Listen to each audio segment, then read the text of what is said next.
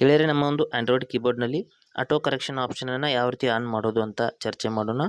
Auto correction ಅಥವಾ automatic correction on ಮಾಡಿದರೆ ನಾವೇನಾದರೂ ಸ್ಪೆಲ್ಲಿಂಗ್ ಟೈಪ್ ಮಾಡ್ತಿರ್ಬೇಕಾದ್ರೆ ಸ್ಪೆಲ್ಲಿಂಗ್ ಮಿಸ್ಟೇಕ್ ಮಾಡಿದರೆ ಅದು ಆಟೋಮೆಟಿಕ್ಕಾಗಿ ಕರೆಕ್ಟ್ ಮಾಡ್ಕೊಳ್ಳುತ್ತೆ. ಅಂದರೆ ಅದು ತಿದ್ದುಪಡಿ ಮಾಡ್ಕೊಂಡ್ಬಿಟ್ಟು ಸ್ಪೆಲ್ಲಿಂಗ್ ಕರೆಕ್ಟ್ ಮಾಡ್ಕೊಳ್ಳುತ್ತೆ. ಆ ಒಂದು ಆಪ್ಷನನ್ನು ಆನ್ ಮಾಡ್ಬೇಕಂದ್ರೆ ನಾವು ಮೊದಲು ಇಲ್ಲಿ ಕೀಬೋರ್ಡ್ನ ಸೆಟ್ಟಿಂಗ್ಸ್ನಲ್ಲಿ ಹೋಗ್ಬೇಕಾಗುತ್ತೆ. ಸೆಟ್ಟಿಂಗ್ಸ್ನಲ್ಲಿ ಹೋಗ್ಬೇಕಂದ್ರೆ ಈ ಬಾಕ್ಸ್ ಮೇಲೆ ಕ್ಲಿಕ್ ಮಾಡ್ಕೊಳ್ಳಿ. ನಂತರದಲ್ಲಿ ಇಲ್ಲಿ ಸೆಟ್ಟಿಂಗ್ಸ್ ಮೇಲೆ ಕ್ಲಿಕ್ ಮಾಡ್ಕೊಳ್ಳಿ.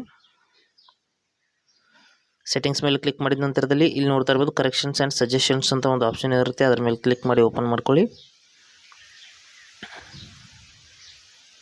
ಓಪನ್ ಮಾಡಿದ ನಂತರದಲ್ಲಿ ಮೇಲ್ಗಡೆ ಒಂದು ಆಟೋ ಕರೆಕ್ಷನ್ ಅಂತ ಆಪ್ಷನ್ ಇದೆ.